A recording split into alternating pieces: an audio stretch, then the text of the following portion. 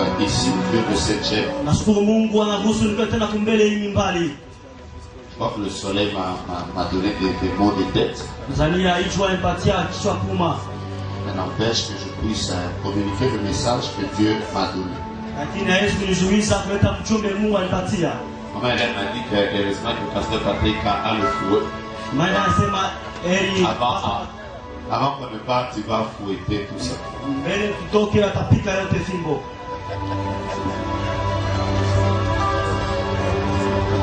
Matthieu chapitre 4, verset 17. Matthieu 4, 17.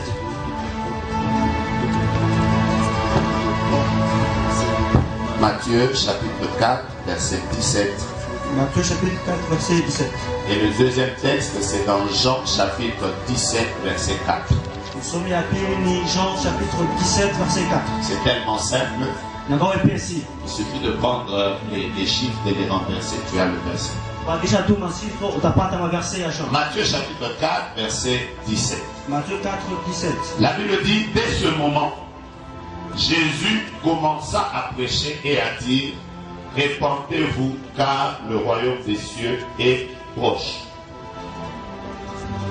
Dès ce moment, Jésus commença à prêcher et a dit le royaume des cieux est proche.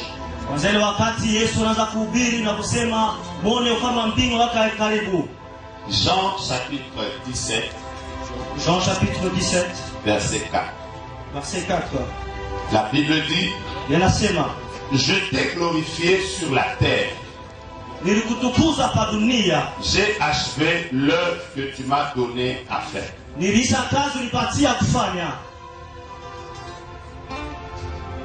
Le premier jour quand j'ai commencé mon intervention,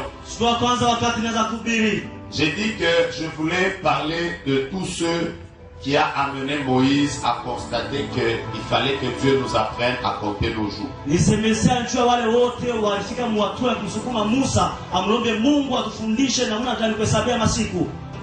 En commençant le psaume chapitre 90, il commence par reconnaître que Dieu est celui qui vit et règne de génération en génération.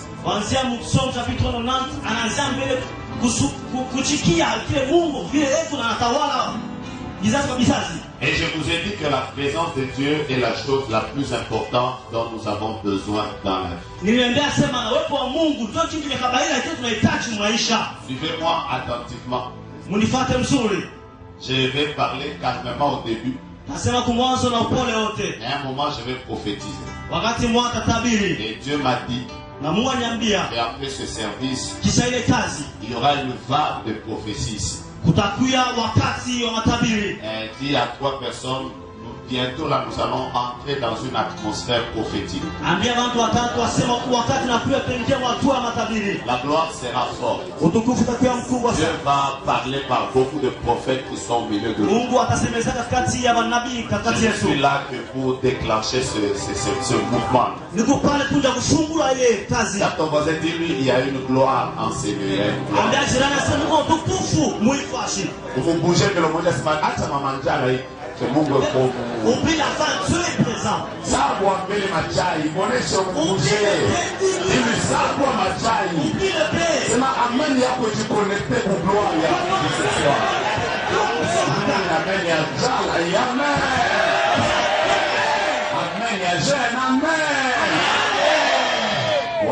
Vous n'êtes pas encore à ce niveau-là. Je voulais que vous puissiez connecter à ce que Dieu va faire ce soir. Alors que quelqu'un me donne un amen solide. Un amen prophétique, un amen. Que la gloire de Dieu est enseignée. Laisse-moi ce couloir. Je vais commencer à parler. Mes frères, la deuxième partie du psaume chapitre 90. Comme j'ai dit au début, Moïse est en train de parler au sujet de la fragilité de la vie. Et le thème de mon petit message de ce matin, je l'ai intitulé comme ça. De 30 à 33 ans. De 30 à 33 ans. Je reprends. De 30 à 33 ans. De 30 à 33. Les deux versets que je vous ai lus nous parlent des deux événements. Et ces deux événements sont séparés par 3 ans. Le premier, c'est le début du ministère de Jésus.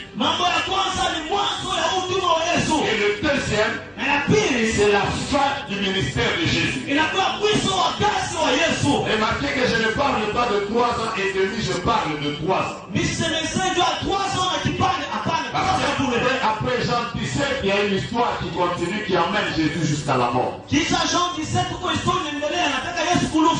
Mais pendant 3 ans, Jésus a fait ce qu'aucun homme n'a jamais fait dans la vie. De sorte qu'avant lui, il y a eu un avant et après, il y a eu un après. C'est-à-dire que même si tu n'aimes pas Jésus, même si tu es occultiste, si tu dois calculer le temps aujourd'hui, tu dois parler de l'avant Jésus-Christ et de l'après Jésus-Christ. Il a prêché l'évangile en 3 ans. Des prostituées se sont converties. Des lépreux ont été purifiés. Des morts ont été ressuscités. Des vies des gens ont été transformées. De sorte que quand il est parti, les gens qu'il a laissés, quand ils sont entrés dans une ville un jour, les gens ont dit, les hommes qui ont bouleversé le monde viennent d'arriver. Comment est-ce qu'un homme peut changer l'histoire du monde en 3 ans? Ma prière ce matin, c'est que Dieu commence un processus d'affectation et d'impact dans ta vie. Est-ce que tu peux bouger ton voisin et dire les jours qui me restent ici? Dire les jours qui me restent. Je vais faire des choses. Prophétise sur lui. Moi je sens dans mon esprit, après cette convention, mon ministère est en train de prendre une tournure que je n'avais jamais connue auparavant. Je ne le dis pas pour susciter des amis. Et je le dis parce que dans mon cœur, je vois que mon existence sur la terre ne doit pas passer inaperçue. Aujourd'hui, je ne parle pas à tout le monde. Je parle aux hommes et aux femmes qui croient qu'ils ne vivent pas ces années pour rien. Qui croient qu'ils ne sont pas venus accompagner les autres sur la terre. Qui croient que leur passage doit laisser des traces. Il faut que les générations de ceux qui viendront après nous, ils vivent à partir des résultats que nous, nos filles, auront laissés. Est-ce que tu peux m'aider à taper ton voisin et dire j'ai une histoire à faire? Dis-lui j'ai une histoire à faire. De 30 ans à 33 ans, il a fait ce qu'aucun homme n'a fait. Il a fait ce qu'aucune personne n'a fait avant lui. Citez-moi Moïse. Je vous parlerai de Jésus. Parce que Jésus est plus fort. Moïse est monté à la montagne. Il est descendu avec un visage rayonnant, avec les deux athlètes. Mais sa montée et sa descente a fait que ce jour-là, 3000 personnes sont mortes. Et je connais celui-là qui est monté au ciel, qui a fait descendre son esprit. Ce jour-là, 3000 personnes ont été calées. Il est plus que Moïse, il est plus que Élie, il est plus que Mahomet, il est plus que Bouddha. Il a un nom qui est élevé. Tous les noms.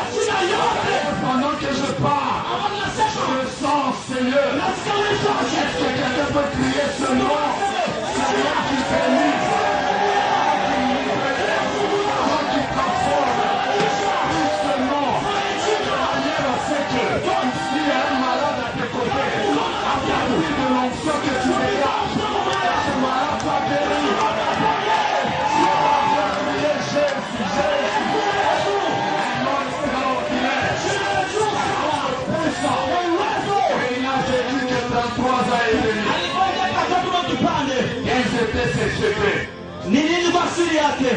Je vais vous dire plusieurs choses. Mais je préfère vous parler de quelques secrets.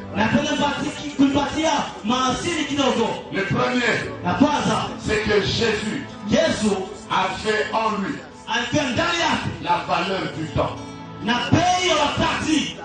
Jésus savait que la vie sur la terre n'est pas éternelle. C'est comme quand vous lisez son histoire, vous allez comprendre que le temps comptait beaucoup pour lui. La preuve, c'est que quand sa mère est venue lui poser la question, ils n'ont plus de vin. Il lui a dit, mon heure n'est pas encore venue. Il connaissait son heure. Il connaissait son heure. Un jour, Hérode a voulu l'arrêter. Il a donné cette réponse. Il a dit, allez dire à Serena, je suis encore en train de travailler. Et après le troisième jour, je pourrais maintenant mettre fin à mon travail. Je connaissais le temps. Mes frères bien-aimés, je suis venu vous dire ce matin, apprends-moi à bien compter mes jours. Je veux dire, aide-moi à avoir la notion du temps. Sur cette terre où nous sommes, personne n'est éternel. Nous sommes venus de l'éternité. Nous sommes entrés dans le temps. Tout ce qui est sous le soleil répond à ce principe. Il y a un commencement et une fin. Que tu m'écoutes, quel que soit l'amour que tu as de la terre, one day, tu vas partir. Que tu le veuilles ou pas, que tu sois en bonne santé ou pas, tu partiras. Les jours sont comptés. Il n'y a aucun verset de la Bible qui dit que tous les chrétiens mourront vieux. D'ailleurs, celui qui nous donne la victoire, lui-même est mort à 33 ans et demi. Tout le monde ne vieillira pas ici. Tout le monde ne vieillira pas ici. Tout le monde ne verra pas les enfants de ses enfants. Que tu peux dire à ton voisin, un jour tu partiras. Non, dis-lui bien, entre moi et toi, il y a quelqu'un qui partira avant.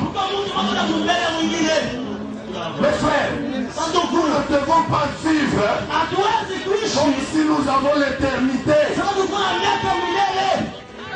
Nous ne devons pas travailler pour Dieu. Nous ne devons pas travailler pour Dieu comme si nous avons l'éternité. La Bible déclare, ne te vante pas du lendemain. Ce qui va arriver demain, personne ne le sait. Personne ne le connaît. Nous ne vivons que le présent. Il est possible qu'après ce moment, vous savez, on nous a tellement mal prêché Jésus. Tous les chrétiens pensent ils mourront toujours sans problème. Il y en a qui mourront par accident. Il y en a qu'on va empoisonner. Il y en a qui mourront par la maladie. Les chrétiens que Jésus a laissés, j'ai marqué comment ils sont morts. Chacun a été décapité. On n'a jamais dit que comme on a Mungu takufa par nous soit bien. Si tu pries Dieu, tu vas passer par une bonne mort. Il y en a qui iront au ciel. Et on va tirer sur eux. Il y en a qui dormiront. Ils ne se réveilleront jamais. Quand Dieu te donne encore de vivre, ne dépense pas les secondes. Ne dépense pas les minutes. Je voudrais vous parler du temps. Le temps, c'est la seule richesse que Dieu donne à les hommes sur la terre sans distinction. mes frères, il y en a qui sont nés de familles. Il y en a qui sont nés de familles pauvres. La fille de Obama s'est trouvée dans une famille où son père est président. Mais nous sommes nés dans ce pays. Mais les choses que Dieu nous a données équitablement, c'est le temps. Obama a 24 ans, à 24 heures. Bill Gates a 24 heures. Moi j'ai 24 heures. Toi tu as 24 heures. Le pauvre qui est dans la vie a 24 heures. Ce qui différencie les gens, c'est la manière dont ils utilisent leur temps. Pour ton frère dire tu n'as pas beaucoup de temps. Tu n'en as pas beaucoup. Tu n'en as pas beaucoup. Ne sois pas en train de rêver. À l'époque, en connaissant, on avait un langage. On se disait toujours rendez-vous Kumukubwa. Mais je me suis rendu compte que plusieurs de ceux qui disaient rendez-vous Kumukubwa, il y en a qui n'ont pas vécu ça. On en parlait avec le prophète Kim. Prophète Kim. Où est-ce qu'il est? Il n'est plus là. Pourquoi? Parce qu'il y a des gens, même si vous dites tout à Zeka, je ne suis pas sûr que tout le monde va venir. Alors si Dieu te donne le temps, ne sois pas en train de vivre comme si tu as tout ton temps. C'est ça la particularité de Jésus.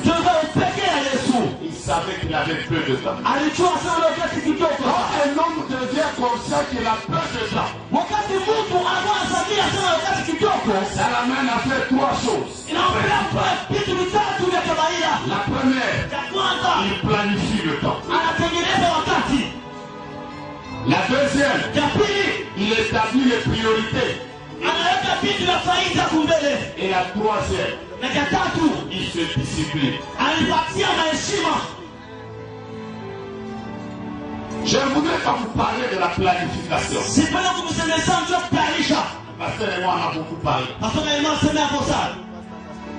Planifier veut dire simplement placer les éléments de manière structurée en vue d'obtenir un résultat. Beaucoup de gens ne planifient pas leur vie. À regarder ton frère et à lui dire, est-ce que tu as déjà pensé à ton ministère dans 5 ans? Est-ce que tu as déjà pensé à ton mariage dans 5 ans? Est-ce que tu as déjà pensé à tes enfants après ton départ? Nous avons déjà laissé nos vies entre les mains du hasard et de la chance. Le docteur Oyedepo a toujours te dit, si tu laisses ta vie à la chance, tu ne seras jamais un homme d'impact. Jamais. Jamais. Tous les hommes d'impact travaillent avec un plan. Quel est ton plan? Dieu nous demande d'apprendre à compter nos.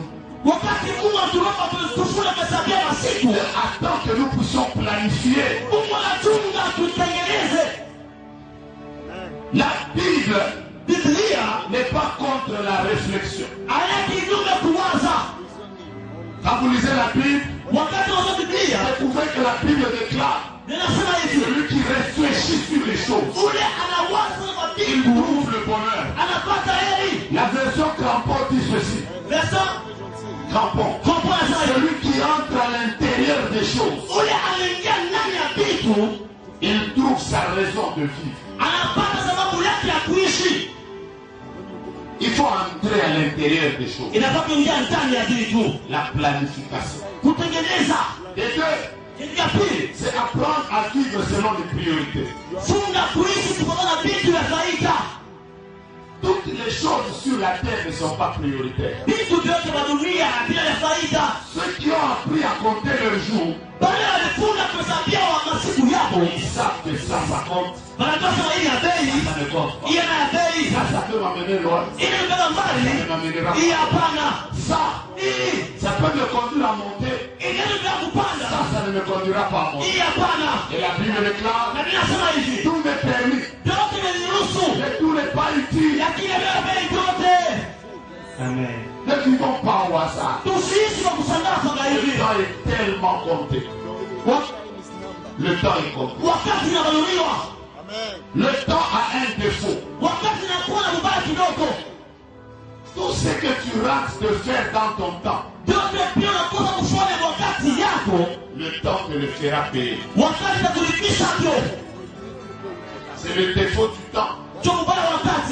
Demandez à tous ceux qui ont fui les cours d'anglais à l'école secondaire.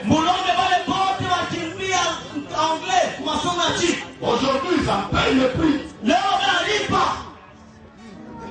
Tout ce que tu ne feras pas dans ton temps, tu le payeras un jour. Je connais des gens qui n'ont pas bien assimilé le cours de français. Alors qu'ils étaient encore sur le banc de l'école. Aujourd'hui, ils sont prédicateurs de l'évangile. Pour les suivre, ça devient compliqué. Parce qu'ils font des fautes chaque fois. Ils ont beaucoup de maîtrise de soi pour suivre un message. Parce qu'il y a tellement de fautes, ça te pousse et à rire et à suivre. Tout ça parce que quand il était à l'école primaire, il faisait le cours de conjugaison de vendredi. Moi je vois là, le temps fait toujours payer. D'ailleurs, si tu es païen en Seigneur, tu ne vis pas comme le demande la parole de Dieu. Je t'informe qu'un jour tu le paieras. Parce que ce que tu n'as pas fait dans ton temps, tu le paieras. C'est ça la conséquence avec le temps. Vous savez, il y a des gens, ils vont même payer le temps que nous sommes en train de passer dans cette convention. Ils le payeront. Pourquoi? Parce que le temps nous fait toujours payer ce que nous avons fait.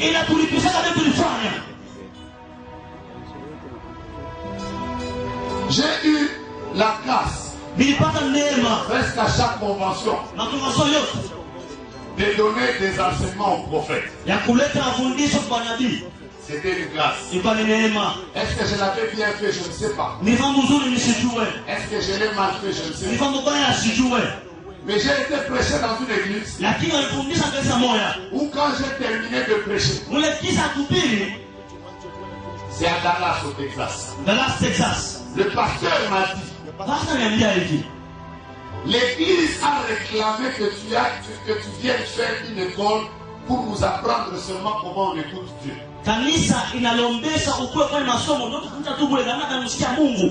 Le droit d'entrée à cette école, c'est $120. Et il m'a dit qu'il y a déjà plus de 1000 billets qui ont été achetés. Si je n'avais pas assimilé le cours que Dieu me donnait pendant que j'étais devenu à la convention, donc j'aurai les résultats bientôt. Tout ce que nous faisons ici, Dieu est en train de nous préparer à quelque chose, quelque part. Est-ce que tu peux dire à ton voisin, tu es dans ton temps, le temps est compté, le temps est compté. Le temps est compté, le temps est compté. Le temps est compté. Ce que tu n'as pas fait, tu auras des problèmes demain. Parce que pendant que tu as l'occasion, fais les choses proprement, fais les choses correctement, fais les choses avec diligence. Que tu ne sais pas, et que demain peut enfanter. La prière que Dieu bénisse quelqu'un qui m'écoute ce matin. Je dis amen. Je reprends ma prière que Dieu bénisse quelqu'un qui m'écoute ce matin. Là où j'ai étudié à Mutoshi ici, moi j'étais parmi les personnes qui fuyaient les cours d'anglais, je n'aimais pas. Cyprien se souvient que notre Mrs. elle est encore ici. Elle était très compliquée. Mais je viens de me rendre compte que ces derniers jours ici, je suis obligé de reprendre les cours d'anglais parce que je dois maintenant prêcher en anglais. Dernièrement, quelqu'un m'a dit son église et il a voyagé. Il m'a laissé tout le monde là. Après, vous voyez, quand quelqu'un vient te parler, tu dis, est-ce qu'on peut translate? Est-ce qu'on peut... Elle dit non, je veux lui parler seulement lui. Mais je parle quand même un peu bien depuis un temps. Mais vous avez l'impression que ce que j'avais raté, ça me rattrape. Tu peux dire à ton monde, il y a des choses que Dieu te donne aujourd'hui de faire, ça va te rattraper. Gagne ton temps. Jésus comprenait ces choses. C'est comme ça qu'il n'a jamais perdu son temps. La preuve c'est que un jour la foule est venue pour écouter prêcher un travail spirituel. Et la Bible dit Jésus renvoya la foule. Et il demande aux disciples de monter dans la barque. Lui, il est allé prier. Pourquoi il est allé prier? Parce que pour lui, la prière était plus importante que prêcher. Amen. Il ne ratait pas les occasions. Il était capable de dire j'arrête de prêcher. Maintenant c'est la prière. Et quand je lisais la Bible, j'ai prêché pendant longtemps que Jésus ne se reposait pas. J'ai découvert que quand les disciples sont venus 2 à 2, après avoir chassé les démons, ils viennent avec un rapport. Jésus, les démons nous ont été soumis. La Bible dit, nous les amenons à un endroit à l'écart, qui se repose. Amen. Donc Jésus n'était pas un super actif comme on le croit. Il avait ses moments de repos. Amen. Amen. Nous sommes en train de travailler comme si le temps ne nous est pas compté. Je voudrais dire à quelqu'un, le temps est compté. Je sens l'atmosphère va changer bien. Je sens l'odeur de quelque chose de nouveau. Le temps est compté. Dieu t'appelle à impacter des générations. Dieu t'appelle à impacter des vies. Dieu t'appelle à impacter des nations.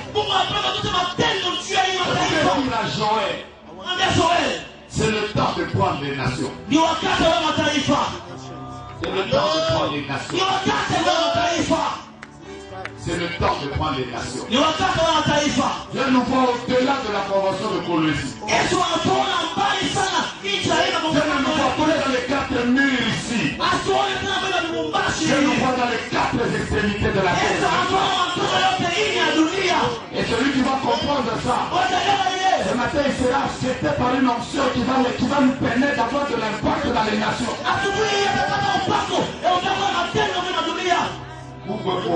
Tu es ton Seigneur. Tu es ton Seigneur. Tu es présent. Tu es ton Seigneur. Vous savez dire avec moi, Dieu est ici. Je pense que tu peux acclamer le Seigneur de gloire.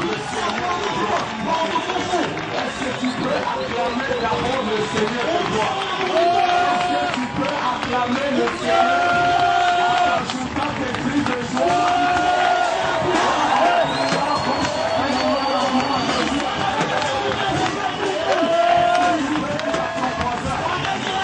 C'est le temps d'impacter bien passé. Un autre secret que Jésus a fait. Il savait qui il est.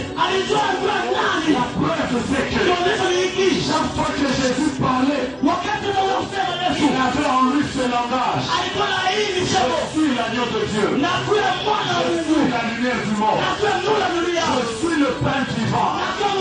Jésus se connaissait. Quand un homme se connaît, il connaît ce qu'il a. Quand un homme connaît ce qu'il a, il sait ce qu'il fait. Quand un homme sait ce qu'il doit faire, on ne peut plus l'influencer.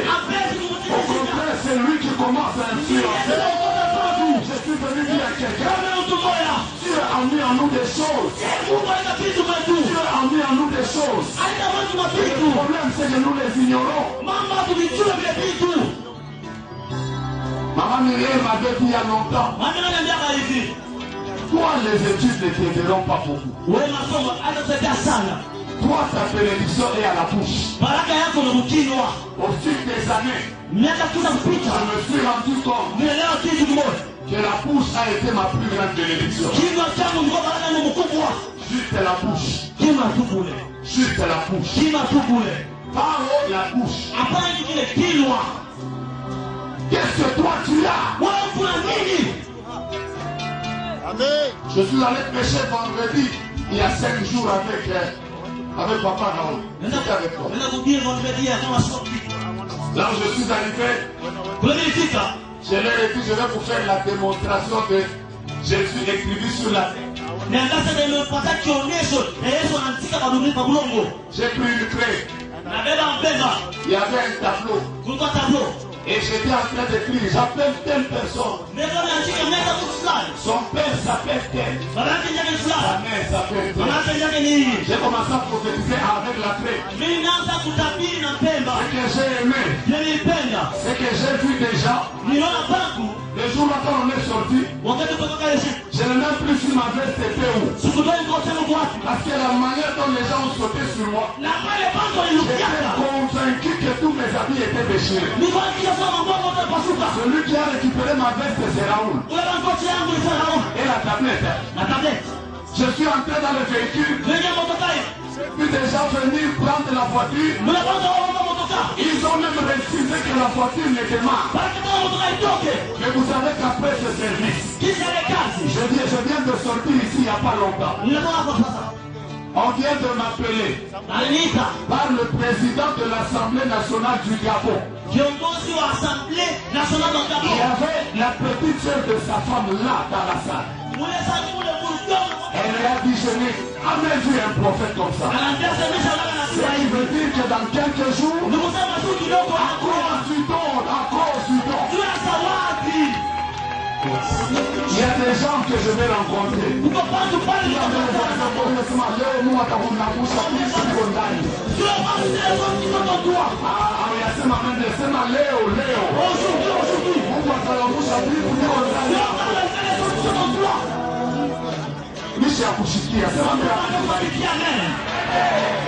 La convention a commencé dimanche. Samedi au ministère chez nous. J'étais en train de parler avec les responsables de l'intercession. Je parle des gens qui étaient avec moi parce que je sais qu'il y a des gens qui me connaissent qui peuvent vérifier ça. Je parlais avec les responsables de l'intercession et son adjoint. Quelques moments après, l'administrateur du ministère est entré juste là où nous étions en train de trembler. Il m'a dit il y a beaucoup de militaires au ministère avec des armes. Savez ce qui s'est passé? C'est un colonel qui est dans l'occultisme a tué sa fille. Mais dans ses stratégies de l'occultisme, il est venu avec sa fille morte au ministère. Sa politique c'était quoi? Que quelqu'un prie pour sa fille et qu'on puisse dire C'est l'église là qui a tué notre fille. Il est venu avec plus de 5 militaires. Alors quand ils m'ont trouvé là, j'ai dit à l'administrateur, est-ce que tu peux d'abord appeler le numéro 1 que je parle avec lui? Pendant qu'ils étaient en train, il était en train de sortir. Je vois vraiment 5 militaires qui entrent avec et une fille morte. Après ils l'ont jeté là. Je leur ai dit, elle est morte, non? Ils m'ont dit non, elle n'est pas encore morte. Parce que quand nous venions, elle a poussé. Elle a uriné sur elle-même. Donc elle est encore vivante. Pasteur, est-ce que tu peux prier pour lui? Ah, j'aime le Dieu des dons. J'aime d'abord le Dieu des esprits des prophètes. Vous savez quoi? J'ai juste fermé les yeux. J'ai entendu comment le ciel s'ouvrait. Je me suis arrêté là. Je leur ai dit, papa, tel que tu es là, tu t'appelles tel, n'est-ce pas? Il dit oui, oui. Après j'ai dit ta fille ici, elle s'appelle tel, n'est-ce pas? Il dit oui, oui. Après je lui dis, elle sortait avec un homme marié. Cet homme s'appelait tel, n'est-ce pas? Il dit oui. Après je lui dis, toi, tu connais la mort de cette fille. J'ai vu un colonel se mettre à genoux, en train de pleurer. Dieu me pardonne. Je vais te donner un occultiste avant de venir à la convention. Dieu est en train de vouloir faire des choses que l'œil n'a jamais vues, des choses que l'oreille n'a jamais entendues, qui n'ont pas encore monté dans le cœur de l'homme. Ce matin, il y a des gens ici qui vont recevoir l'action de Dieu dans des dimensions différentes. À partir de cette convention, la gloire de la révélation va commencer à les accompagner. Les miracles de Dieu vont commencer à les accompagner. Je suis venu parler à cette génération des hommes et des femmes qui ont aspiré à vivre la gloire de Dieu. Je suis venu vous dire, ce matin, Dieu m'a dit, il a versé son onction. Je ne sais pas où je vais. Aide-moi si c'est toi. Aide-moi à dire à 4 personnes, je vais recevoir l'onction. Il sera que je marcherai dans l'autorité. Les anges commencent à travailler. Les anges commencent à travailler. On y va. Dans ce lieu, la Shekinah est dans ce lieu. Est-ce que vous voyez la maison maintenant? Dans ce lieu.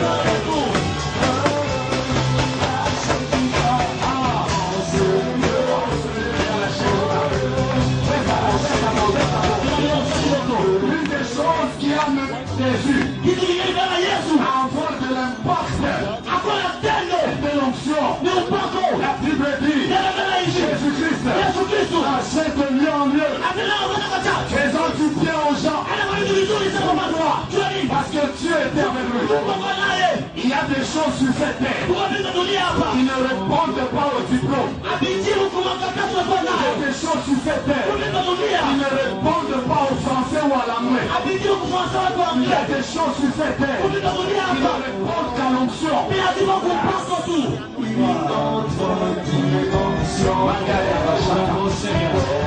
Je veux une autre dimension, Seigneur. Je veux une autre dimension. Je veux une autre dimension. C'est Dieu de Joël. Je vous ai dit au début qu'il y a une forme d'onction de révélation. Nous allons vivre des phénomènes bizarres. Nous allons vivre des phénomènes bizarres. Il y a des gens qui vont commencer à sortir. Il suffirait qu'il touche son voisin. Dominique et son nom et son problème. Vivre ces choses ici. Parce que Dieu a décidé d'amener les gens dans une dimension de miracle. Pendant que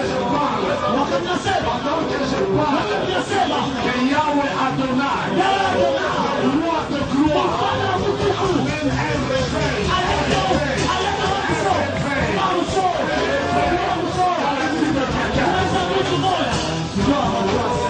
Écoutez-moi.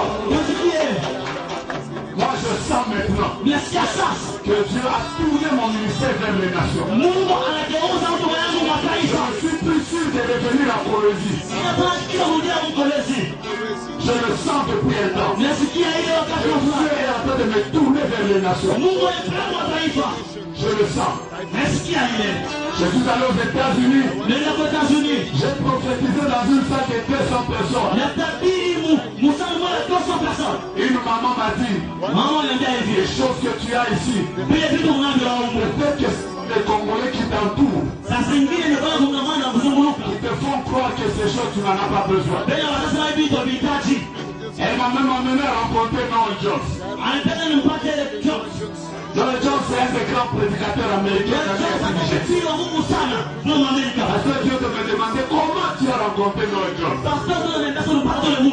T'expliques comment je l'ai rencontré. La maman m'a dit, vous n'avez des choses de Dieu. Genre, vous avez des choses de Dieu. Je reprends ce qu'a dit le pasteur Dieu. C'est parce que nous sommes dans cette salle, entourés de problèmes et tout ça, que nous pensons que ça s'arrête ici. Non, ce n'est plus cette saison. Maintenant, c'est les Américains, les Français, les Chinois. Je cite qui? Que tous ces gens après, ils ont des prophètes authentiques.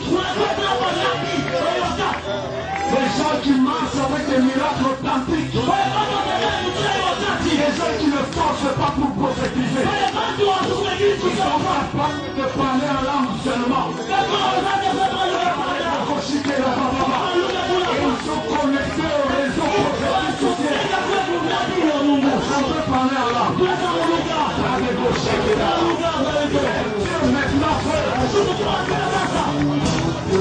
écoutez-moi. Je suis arrivé, j'ai vu cet homme.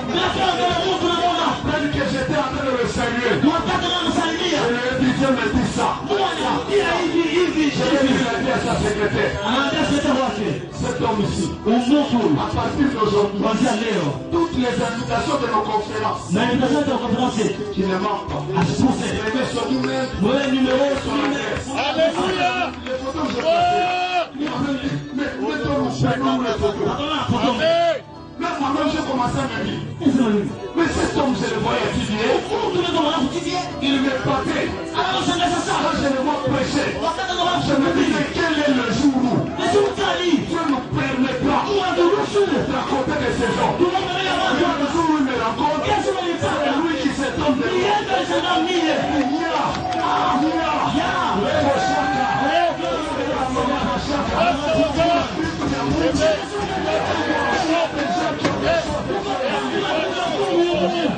j'ai pensé, j'ai parlé aux gens qui ont des choses de Dieu.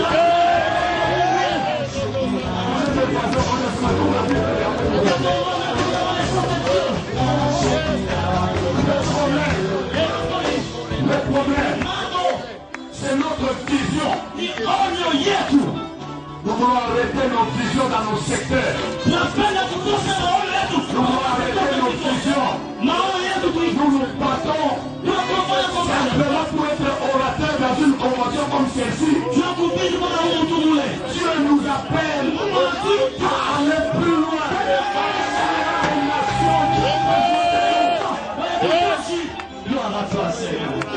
Et ce matin, il y a une option aujourd'hui pour révéler les choses qui sont à nous. Nous pleurons par moments, même pour l'argent. Je suis un pasteur Songo. Je quitte Los Angeles, j'arrive à Washington. Je vois deux femmes de millionnaires en train de se disputer pour que ma ligne de mon motorin. J'étais avec Serge Banza. Une femme m'a même dit, Entre dans le magasin. Il y a mon magasin. Tout ce que tu veux. Mais quand tu veux les Moi, je t'attends au guichet. mais la personne du chef, Je ne vais même pas prophétiser. c'est pour ta vie, il y a ça. Parce que Serge m'a même dit. Parce que vous avez Prophète, acha kufanya kukatalilia hapa. la vie ne peut pas s'attendre. C'est le qui nous a dit. Lakini twakalipa. Pour agaper, Et malheureusement, je n'ai plus qu'une vingtaine de choses. on l'a tout vesti moya bila tomai. Mais je me suis rendu compte Nielewa kitu que même l'argent hata makuta n'est pas dans les principes de marketing qu'on est en train de prêcher à l'église. ana kanuni ya makazi na kushika watu wanasema Je reprends. narudia tena L'argent de ce ministère makuta ya huduma n'est pas dans les principes de marketing qu'on est en train de prêcher à l'église. ana kanuni ya kushawuzisha L'argent est dans les choses que Dieu a mises en makuta ndio kupatia shule avec une grande vision, na ule mkubwa un huu bon encadrement, kupika vizuri sana avec des bons projets. na matengenezo mzuri Attirera tous ces grands de ce monde. Mungu atakuta wale watu wakubwa kwa kuhudhuria Je rêve de venir à Colosie na leo kwa Mungu un jour avec une délégation siku moja delegation des milliardaires des Émirats arabes. familia baba Parce qu'ils auront entendu parler de nous. soma kusikia Je sasa rêve de venir à Colosie mina wangu Mungu avec kwa CPN na tilie en train de nous filmer.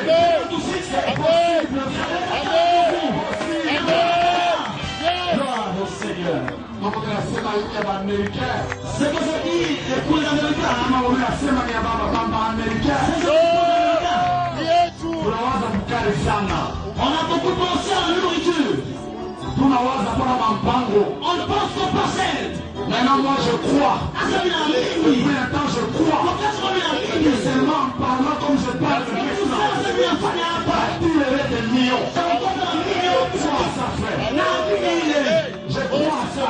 Na mimi J'ai prêché pendant longtemps dans ce pays. ile sana muhimu chini. Le fait de n'avoir jamais rencontré les gens qui m'ont fait comprendre ces choses. Bila ya kusika kupata pale watu walieleza vitu. Je pensais que j'étais comme tout le monde. Nilianza niko sa mtu Et là, là, vous n'allez pas me faire voler ça facile. sasa pamoja kusema ndio.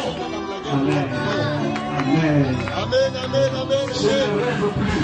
C'est l'autre tena. Je ne rêve plus. Si on a tena. Simplement être le prédicateur de mon secteur. Je ne rêve plus. Unachukua mpira wa mstari wa swala kama mambo. Je ne rêve plus ça. Si unataka tena Je vile. ne rêve plus ça. Si unataka mshoko Quoi faire? Et dans le 20e anniversaire du ministère, il faut que Dieu pousse les choses de manière à ce que Rome soit pris, Rwanda soit pris, l'Éthiopie soit pris, la Tanzanie soit pris, et avec des hommes qui croient qu'ils sont capables de bouleverser le monde. Mettons-nous déjà debout. Le Seigneur me fait signe que quelque chose veut se passer. Et toutes les personnes qui sont venues, quelle est la délégation qui est venue de très loin? Non. Après, le ciel me s'ouvre.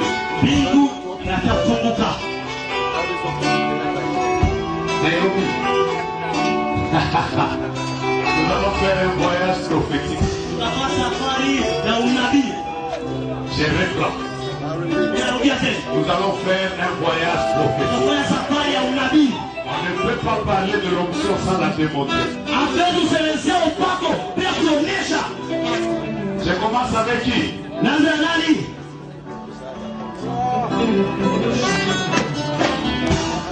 J'ai parlé d'abord des délégations.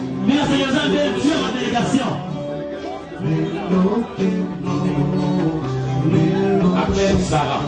Appelle Sarah. Appelle Sarah.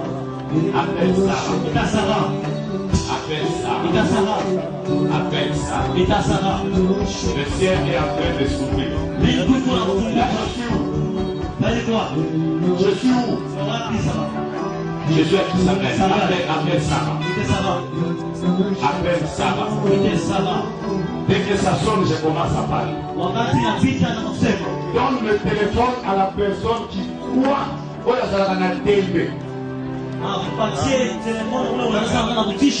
Vous venez aussi présenter, alors ça là, je suis à la convention. C'est moi ton papier, donc on a passé votre papier. C'est ma chose. Chaque monde que moi, on passe le téléphone. Celui qui nie trop, qui n'accepte pas facilement. Chakula, passez au frères. On a invité Raoul. Un jour. Il était dans la puissance de la femme.